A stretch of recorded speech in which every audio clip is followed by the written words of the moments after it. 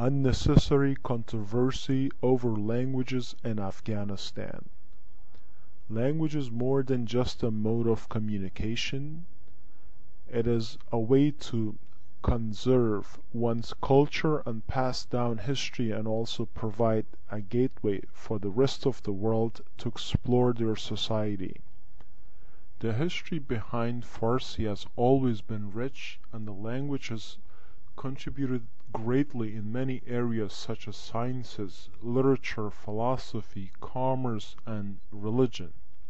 Unfortunately, the same cannot be said for Pashto. Very little has been done for the advancement of Pashto, and it does not provide any incentive for non-Pashtuns, or anyone else for that matter, to learn it. Pashto has been left behind when it comes to languages.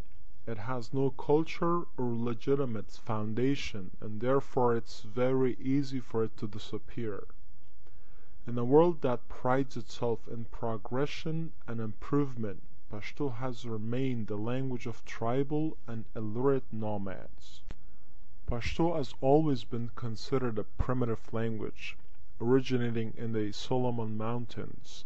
Currently, it's mostly spoken in lawless or tribal areas of Pakistan, southern Afghanistan, and is hardly heard anywhere else.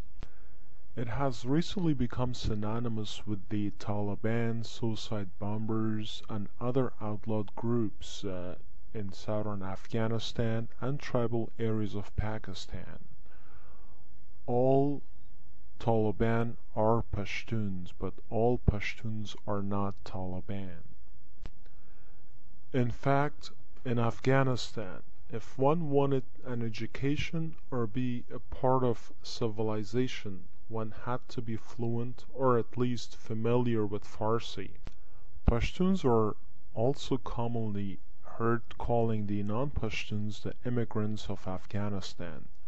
Ironically, they themselves are speaking the language of the so-called immigrants. In America, it's the immigrants that have to learn the official language of the country, which is English, in order to survive and have a life. It is the same way in Afghanistan. Those that cannot or do not want to learn English in America often have translators and or live in ghetto communities, surrounding themselves with others like themselves. Another commonality among Pashtuns in Afghanistan. Farsi is the dominant language in the government's offices, at official meetings, in the courts, in publications, on the radios, on television programs, and especially in the areas of education. Pashto speakers often complain that their language has always been discriminated against. If only they were aware that it is their own people who have been discriminating against the language and have even gone so far as to damage it as well. The Putta Khazana has single-handedly caused more harm to Pashto than anything else could have. The fraudulent anthropology has been tried to be passed off as an authentic work of literature. Its inventor Abdullah Bibi claimed that it contains Pashto literature dating as far back as the 7th century. If Pashto had existed that far back, it would not be in the position that it is today. The language is very limited in words and descriptions. As a Chinese philosopher once said, "The limits of my language means the limits of my world." This is true in the case of Pashto. Pashto has not contributed anything worthwhile to Afghanistan, let alone the world. However, the Pashtuns force the language onto the public when their own people do not speak it. Pride keeps them from admitting that Pashto has no relevance or importance to the country except to the primitive tribes in the south and the Taliban. So great is their resentment and jealousy that they are putting pressure on officials to include it in the government offices, and educational areas such as schools and universities. One will notice that Pashtuns across the border in Pakistan have dropped their Pashto and their nomadic lifestyle adopted one of the major Pakistani cultures and languages. This is another example of how their own people are damaging their own language.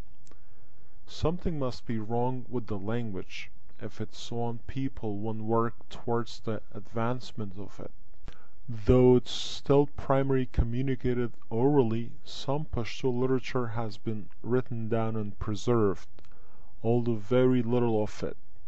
The literature that has been written down is mainly focused on ethnocentrism, whereas Rumi, Omar Khayyam, Hafiz, Sa'di, Avicenna do not speak of their ethnicity. Most of the Pashto literature that exists today focuses on their own ethnicity. Take Khushal Khan Khattak for example. He's an icon of Pashto, or he's considered the greatest writer or poet in Pashto language by his Pashtuns. I mean, this guy is also totally unknown to everyone else.